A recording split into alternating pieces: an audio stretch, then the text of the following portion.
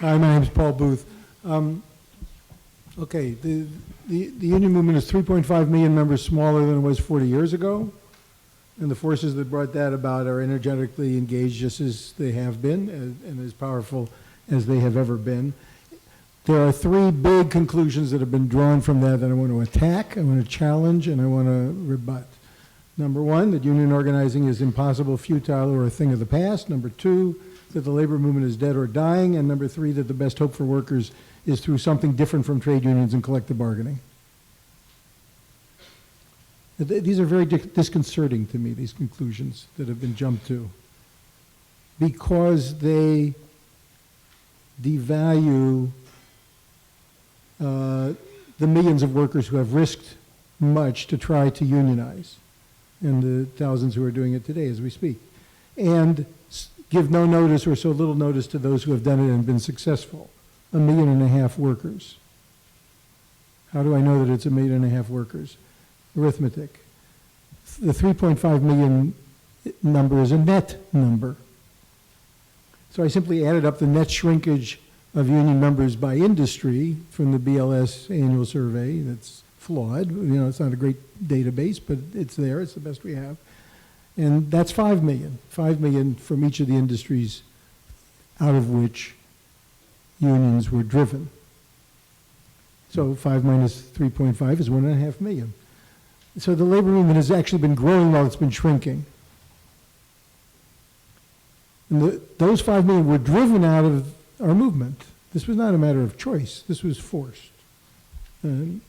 Ways that you all know, offshoring of what were union jobs, deunionization of major industries, the rise of relentlessly anti-union companies to dominance in industries, thwarting the promise of the labor law by union busting being generally adopted by the playbook, as a playbook by employers, and casualization, et cetera. Okay, so, but in the face of all that, workers continue to organize and unions continue to support them. So I'm going to skip through all of the history and just jump to my conclusions,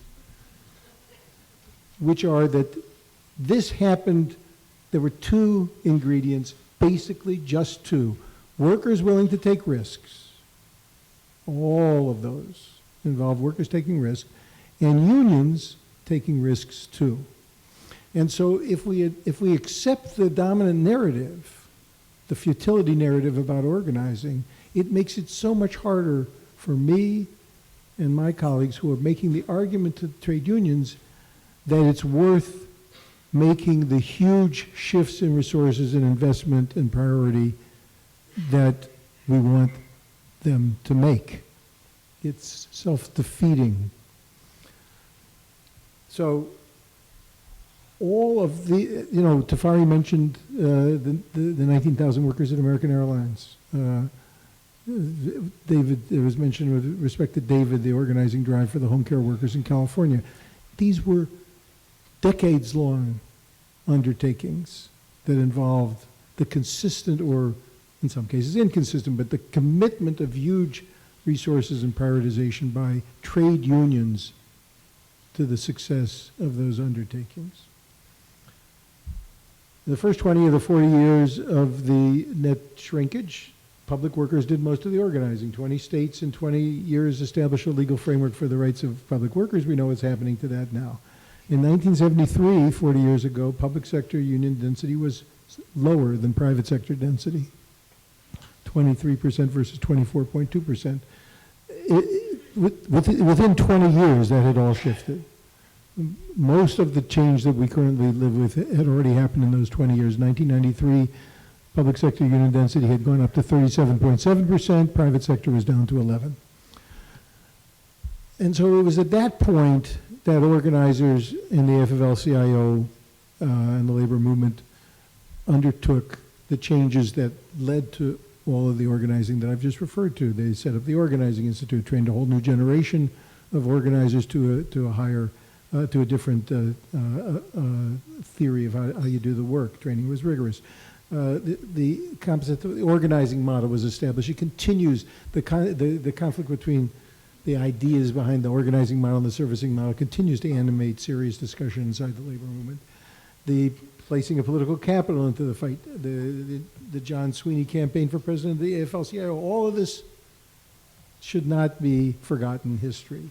And millions of workers who organized unions were home care workers and child care providers, nurses and emergency medical technicians, hotel workers, adjunct college teachers, transportation security officers, taxi drivers, wireless telecom workers, drugstore workers, truck drivers in ports, pickle harvesters, bakery workers, passenger service agents. This is all real stories of wins, victories, 1,000 of them, every one of them illustrating commitment by unions, risk-taking by workers, creative strategies. There's an awful lot of creativity that has gone on as a result of the commitments of trade unions, of existing unions that have made those changes. So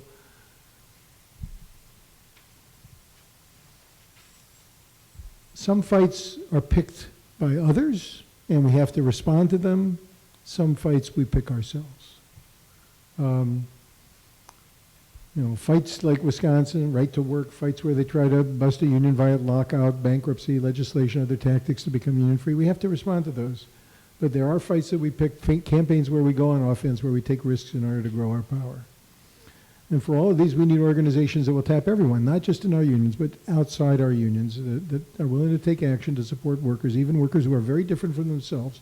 We need rapid response capacity. We need those who are disposed to take action. They must be organized to be ready. As we take action, we need to build learning systems so that we build commitment and that the next fights will be more powerful. Organizing the unorganized does that, does all of that. Organizing is hard. Employers make damn sure that. It requires taking those risk and committee resources.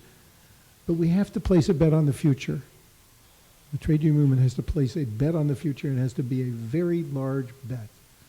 And it has to be one that we're willing to reinforce over and over and over again. The case for organizing has to be sufficiently compelling to merit such a bet. Now, movements grow up, sometimes spontaneously, and the economy that we're enduring constantly gives rise to the grievances that lead people to want to take action. But what flares up can flame out. And we've seen some flame outs. Unless we are prepared, unless we have organizations that have the ability to recognize fights with mass appeal and the capacity to carry a fight as far as it takes us. So that requires us to be missionaries. We have to be missionaries for organizing and for solidarity and for growing our unions. It's not a new idea, but it is the right idea. Organizing the unorganized is the highest priority for labor. Whether we're at a new crossroads or an all crossroads, that is the lesson that we have to take from this.